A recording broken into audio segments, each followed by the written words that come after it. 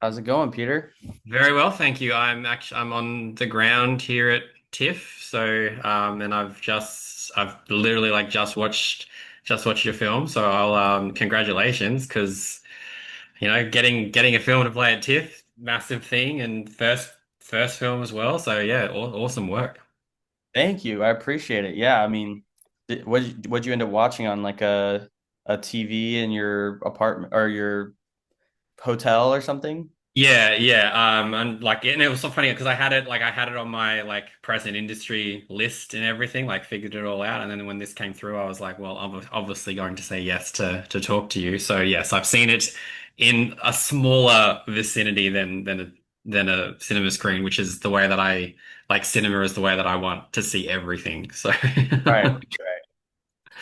Well, I'm gonna say before I get, I guess, into like the nitty-gritty of it all, like the steering, I'll say the steering wheel brick moment are like insane, like just so well executed, and it got me thinking about like moments like that just in film in general. And I was like, for you, is there like a gory set piece or like a practical effect that has really stood out for you, or was one that sort of like was utilized as inspiration for that scene in the movie? Well, I really don't want to spoil this scene for people, but I think if we talk broadly about it, Mm.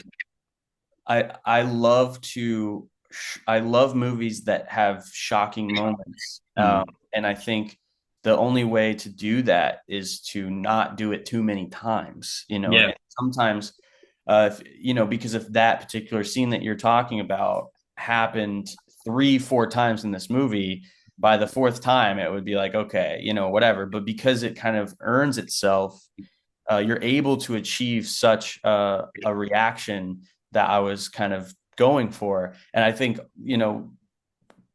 to me, my inspiration would be like Joker uh, by Todd Phillips. I think that movie does a fantastic job of kind of uh, teasing you into, hey, this is a crazy movie. There's some things happening, but then bam, at the end, when on that show, Yeah. it's that's just such an earned moment by that point in the movie. Talk to Me did it really well with the brother. Those are the best movies, I think, when you have a moment like that. Mm. Yeah, no, I will say like earned 1000% because it was like not at all what I was expecting. So when it happened, it was just like holy shit. So very, very well done.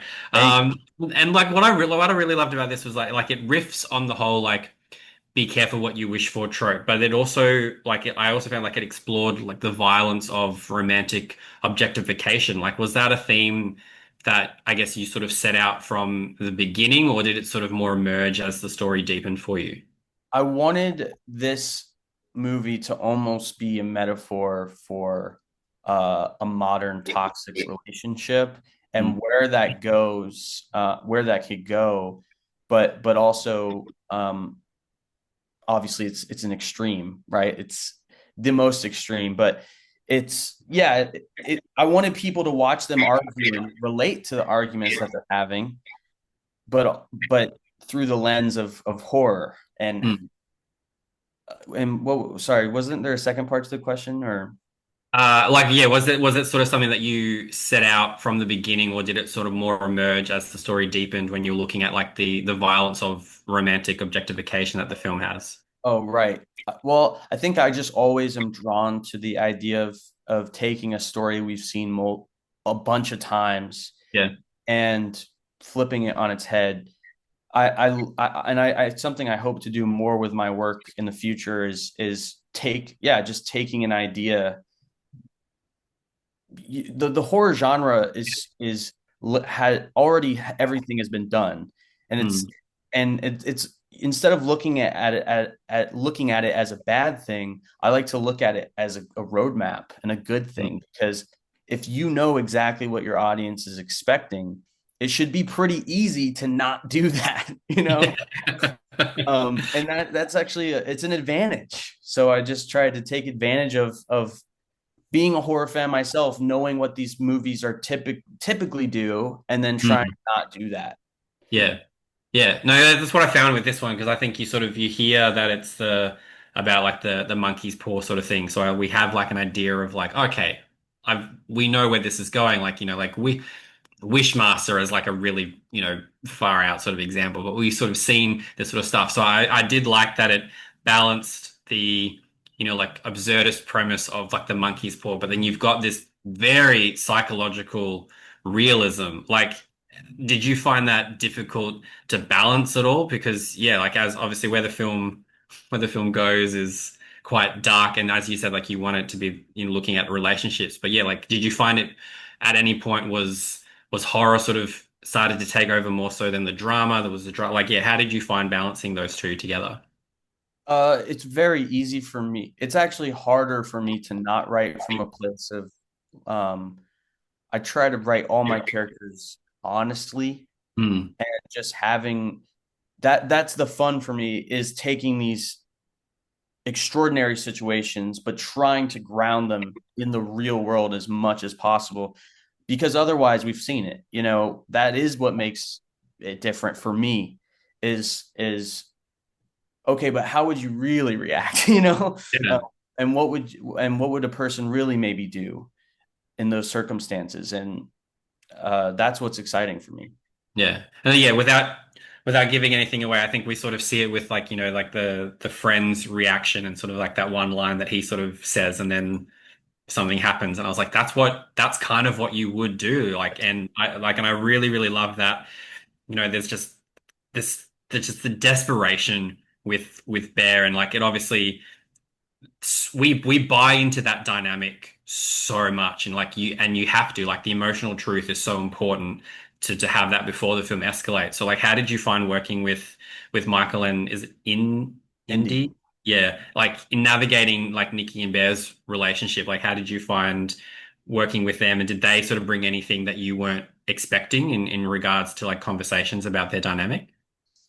Yeah, it's always a collaboration. You have an idea of what the characters are in your head when you write it, and then once you choose your actors, they bring their own thing to it, and it's always really cool to see what they do.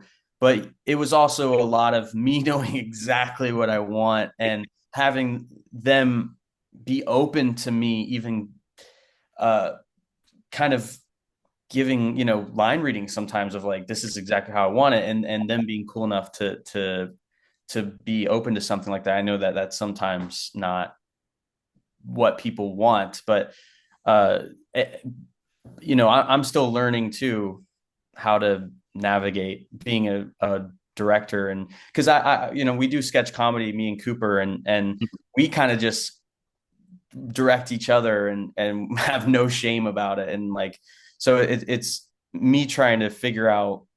I don't know if that answers your question, honestly.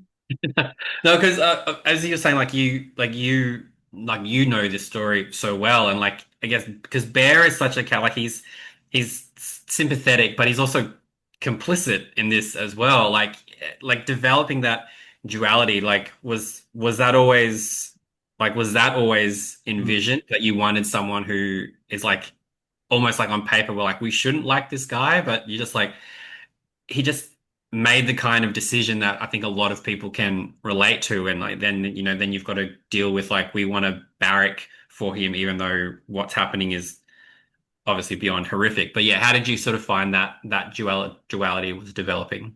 I see. Yeah, definitely 100% by design. Mm, From the get, I wanted Bear to be a character who is very gray and doesn't necessarily make the right decisions all the time. And but I also, it was important to me that you set up why this is so important to him, mm, and why it's not just this girl that he met a week ago. mm. It's this girl he's been in love with for so long, and he knows he's friend zoned. He knows he doesn't really have a shot, but he's desperate, and he's trying. And finally he has what he wants, and that it's actually something that it was 100% by design to Yeah. make Air very gray. But I also don't like to tell the audience how they're supposed to feel. Yeah. I I just like to show them and let them decide for themselves what's right and what's wrong. Yeah. I think it's more interesting that way. Which I think will be like it'll be really great coming out of TIFF screenings to obviously without saying too much, like the the ending I think will really have some good conversations because obviously as you said, like audiences got to figure it out for themselves and they can go on whoever's side they want to. So I love just the I'm gonna try and say things without saying anything, but like I love the just the smallest little flicks of sound and realizations from the characters in regards to what sort of is taking place. Like that was so well done and just brought about this extra layer of emotion. And it sort of makes me think like horror has for so long, like horror was like, is it enough just to scare people? And now you sort of there's it feels like there's like this responsibility to almost like reveal uncomfortable truths about human behavior? Like, have you like the genre and working in the genre, do you sort of feel like you do have a responsibility to say more, or do you also sort of feel like if I just want to scare the shit out of people, that's okay as well?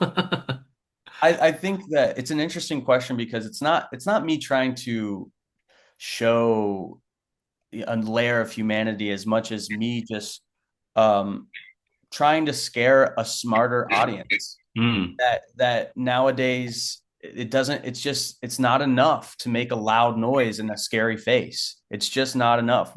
I'm trying to scare myself, and I am a hard person to scare, and right, and so I can only write what I wish I could see on the big screen. And mm. you have to get psychological and you have to get in people's heads and you have to make them feel uncomfortable. It's about the uncomfortability, and then you can kind of earn that scare. But yeah, you're working with a smarter audience nowadays.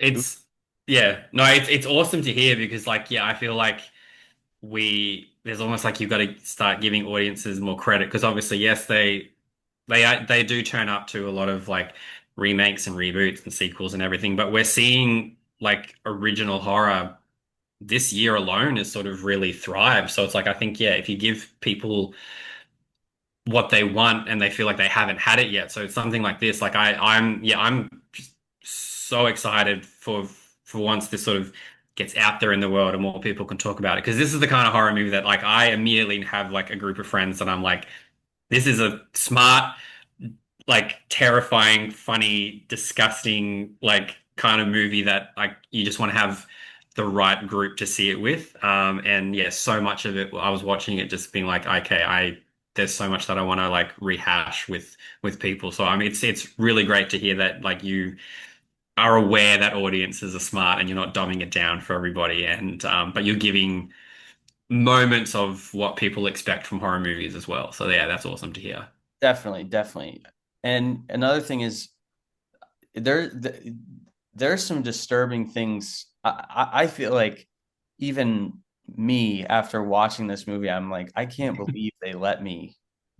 Like I always thought someone was gonna tell me I couldn't do it, and now I've done it, and it's especially the very, very end, just very uncomfortable to watch and just sit in that too. It's like that's what I wanted to do with it. And um yeah, I think there's gonna be a lot of conversations.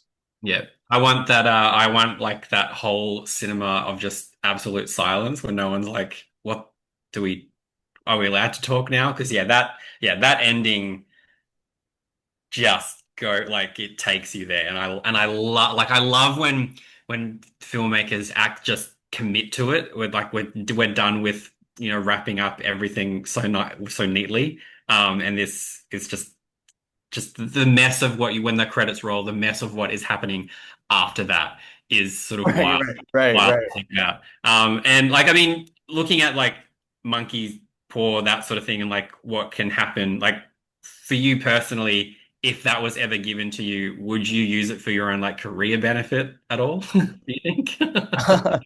Yeah. Maybe, yeah. Or I would just ask for